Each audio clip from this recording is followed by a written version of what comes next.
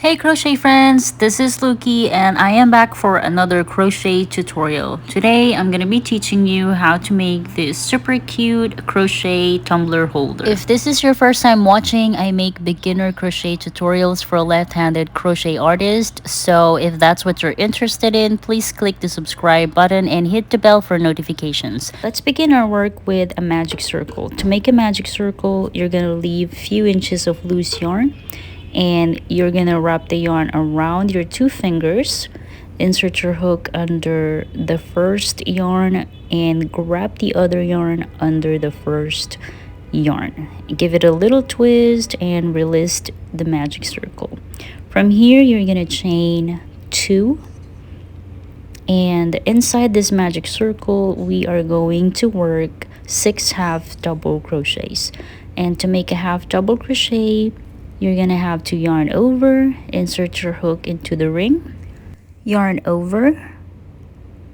You have 3 loops on your hook, yarn over and pull through all 3 loops. And this is your first half double crochet. Let's make another one. Yarn over, insert the hook into the ring, yarn over and pull through, yarn over and pull through all 3 loops. For beginners, I suggest placing a stitch marker on every first stitch that you make for the entire row. And you're gonna keep on working half double crochets inside your magic circle until you reach 6 half double crochets in total. Okay, so now that we have 6 double crochets in total, we are going to tighten the magic circle by pulling the loose yarn that we left earlier. And then to close your magic circle, you're gonna slip stitch into the very first half double crochet that you've made.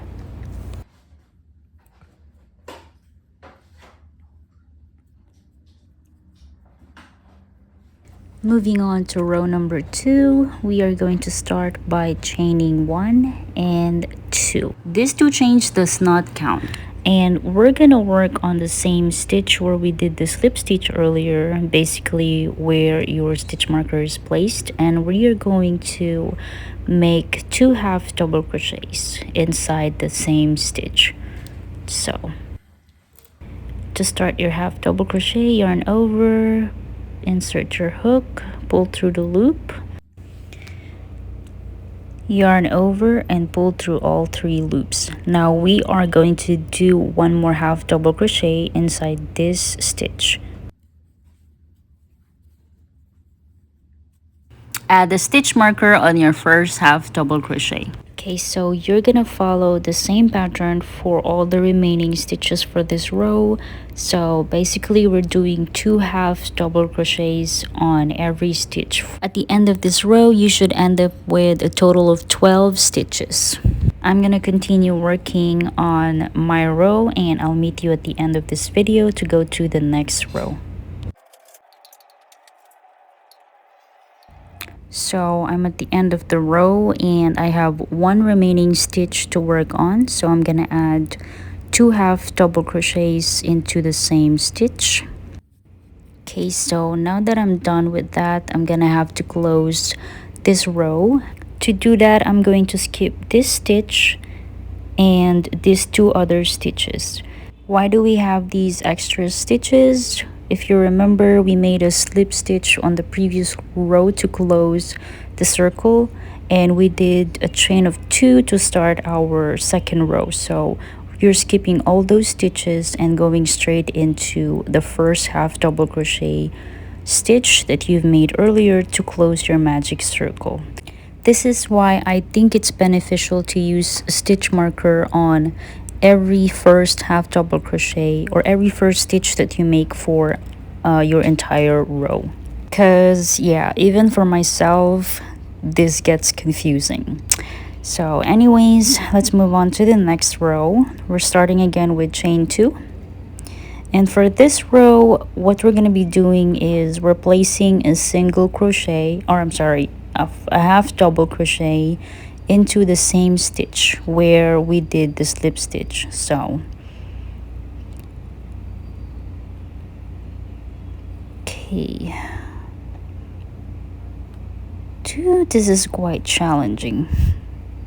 Alright, so there is my first half double crochet for this row. Again, I'm placing a stitch marker, and on the second stitch we are going to do an increase, so we're placing 2 half double crochets into the same stitch. Okay, so, and on the next stitch we're placing 1 half double crochet.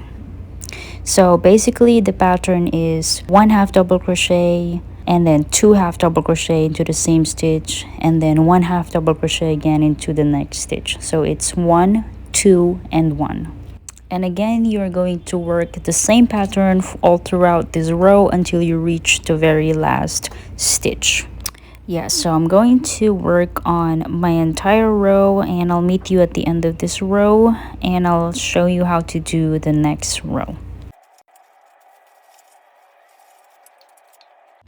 Okay, so I've reached the end of this row once again, and I have one last stitch to work half double crochet on, and I'm gonna do just that. I should end this row with half double crochet into the same stitch. Oh, sorry, 2 half double crochets into the same stitch. And again, to close this row, we're going to skip these 3 extra chains and going in straight into the first half double crochet that we've made for this entire row. Okay, and for the 4th row, we're going to start our work again with chain of 2 and start working on the same chain space. Let's make a half double crochet into the same chain space. Let's remove our stitch marker here. Place it on the first half double crochet for this row, and on the second chain we're going to work another half double crochet. Now on your 3rd chain you're going to work 2 half double crochets into the same chain space. Okay, so for this row we're going to follow a pattern of 1 half double crochet, 1 half double crochet, and 2 half double crochets into the chain space. So it's like 1, 1, then 2 for increase. And again, I'm gonna keep working for the entire row, and I'll meet you again at the end of this row to move on to the next row.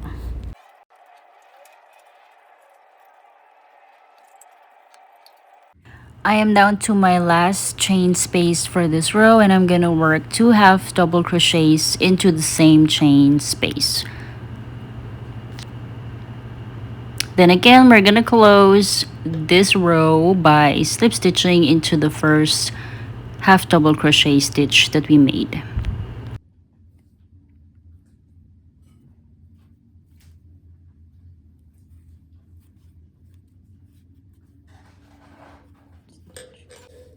And this is how the base or the bottom of your tumbler holder should look like. You can add more rows into this depending on how big your tumbler is, but for me this is good enough.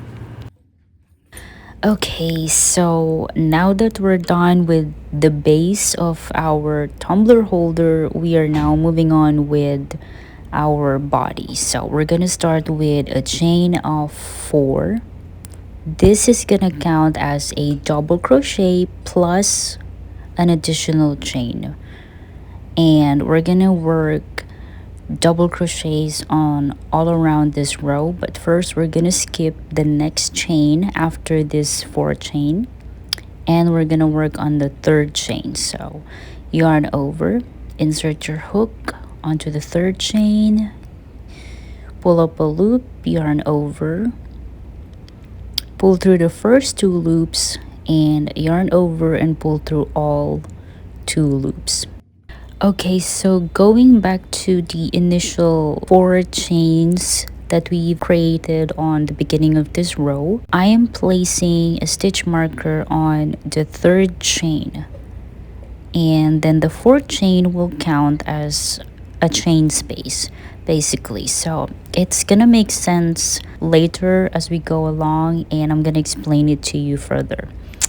but we're gonna move on to the next one. So I'm adding chain 1, skipping the next chain and going straight to the chain after that. So work another double crochet.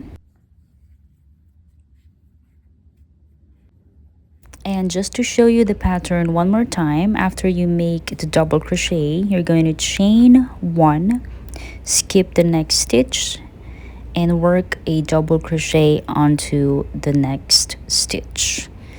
This is pretty much the pattern that we're going to follow all throughout creating the body of our tumbler holder. So I'm going to show you later how to go to the next row, and from there you can just continue working the same pattern until you reach your desired length. It's gonna depend on you how long you want your tumbler holder to be, but I'm gonna continue working on mine, and I'll meet you at the end of this first row for the body, and I'll show you how to move on to the next row.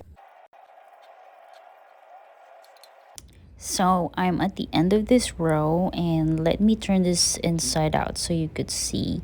And to close this row, we're gonna do a slip stitch into the chain of 4 that we've done earlier. So we're still gonna be doing a chain 1, skipping another chain, and going straight into the very first double crochet for this row.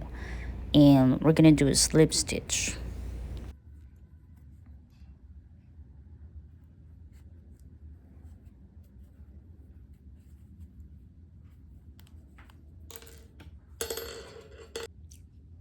Okay, so to move on to the next row and the succeeding rows, again you're gonna have to chain 4, which again counts as your first double crochet for this row. And to move on to the next, we're going to skip this big space right here and move on to the next chain. So yarn over, insert your hook into the stitch, pull up a loop, and finish your double crochet. And I am going to place a stitch marker onto the 3rd chain of the 4 chains that we've created at the beginning of this row. So the 3 chains counted as a double crochet, and the other chain counted as an additional chain. Okay, and let's continue with the chain 1. And again, working on the next one, skipping the big hole or chain space. And this is pretty much the pattern that you're gonna follow all throughout. And again, it's up to you how long you want your tumbler holder to be. So I'm gonna work on mine, and I'll show you the end result after this. Let me just show you this real quick. I've done maybe 2 or 3 rows at this point, but let me just show you how it looks like, or how it's supposed to look like. You do this while working on the rows to kind of see if you've already done enough rows to fit the tumbler or so. This is one good way to measure your project. So yeah, I'm gonna keep working again, and I'll show you the final results later. And I'm back. So this is how mine turned out. I mean, I like how it turned out. I love the pattern, and I love this color specifically. So I've made a total of 13 rows for the body, and I think this is just enough for me to cover the whole tumbler. I don't want it to be up to the top, because when you fill it with water, it's still gonna stretch. And the very last thing that we have to make, the handles, of course.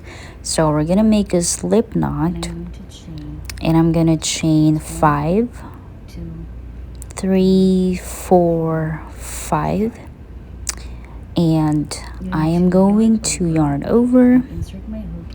Then I'm gonna insert my hook into the very first chain, yarn over and pull through. You should have 3 loops on your hook, but I'm not gonna finish the double crochet here. Instead, I'm going to yarn over, and insert my hook again into the same stitch. And you're basically gonna continue doing this unfinished double crochet until you reach 7 loops on your hook. Once you have the seven loops, you're gonna yarn over and pull through the first 6 loops. So there should be 1 remaining loop on your hook. And again, you're gonna yarn over and pull through the remaining loops. This particular stitch is called a puff stitch, and this is gonna be the pattern that we're gonna follow all throughout. So let's continue by chaining 3 on top of the puff stitch. So that's 1, 2, and 3.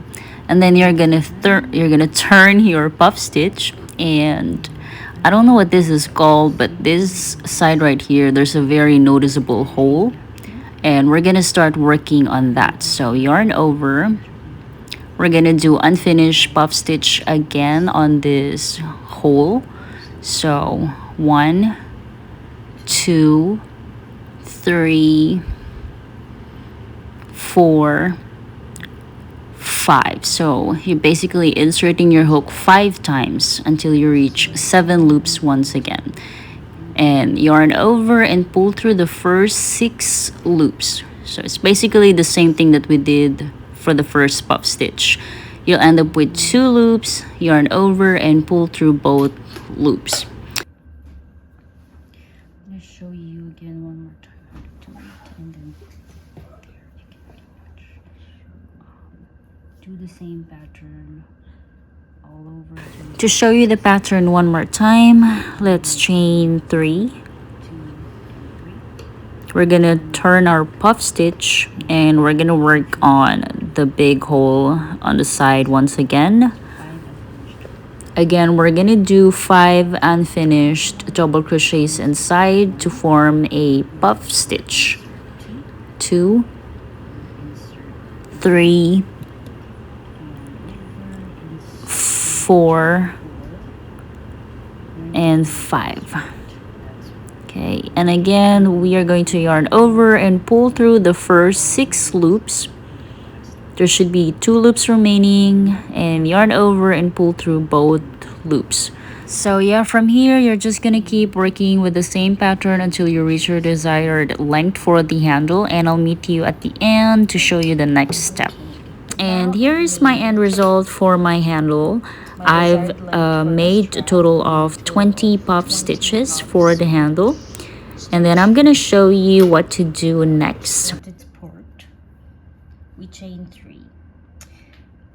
At the end of your work, we are going to chain 5, 2, 3, 4, and 5.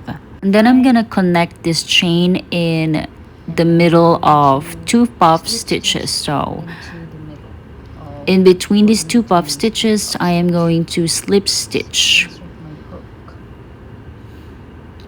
Insert your hook, pull up a yarn, pull up a loop, and do a slip stitch. So we're gonna follow the same pattern of chaining 5, then slip stitching all around our puff stitches until we're back, or we reach the very first chain 5 that we've made. So 1, 2, 3, 4, 5. And then look for the stitch in between the first and second puff stitch, and then you're gonna slip stitch once again. Okay, so this is how it should look like. Okay, keep working on the sides of your puff stitches until you reach the bottom. 3, 4, 5. Again, in between here, slip stitch.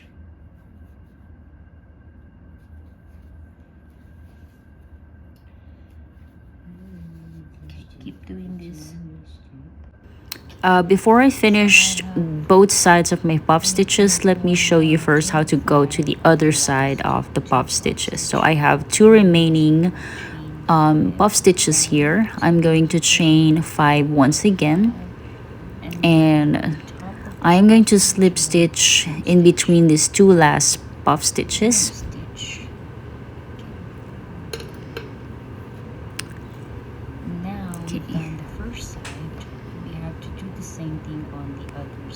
And then I'm gonna work on the other side. And to go to the other side, I'm going to chain 1, 2, 3, 4, 5, and I'm gonna slip stitch around this bottom puff stitch, still in between two puff stitches. Okay, and then I'm gonna keep working on all the remaining sides of the puff stitches, chaining 5 and then slip stitching in between the puff stitches. Okay, so now we're back with the beginning of the chain 5 and at the very top puff stitch. So I've chained 5 once again here, and I'm going to connect this by again chaining, or I'm sorry, slip stitching onto the very first puff stitch. And to close this, you're just gonna yarn over, pull up your yarn, and you should cut your yarn here. And this is how your handle should look like. So I've opted for a shorter handle, but obviously you can make this longer depending on how long you want your handle to be, but for me this is good enough. And now we're going to connect the handle onto the body of our tumbler holder. I'm gonna finish sewing in my handle with the body of my tumbler holder, and of course I'm going to sew in the loose yarns, and I'm gonna show you the final product at the end. And ta-da! This is the final product. I am happy with how it turned out. Feel free to comment down below if you need some clarifications with the pattern that we used for this project, and I will gladly answer all of them. But yeah, this is the end of this tutorial. Thank you for watching, and I'll see you again on the next one. Bye!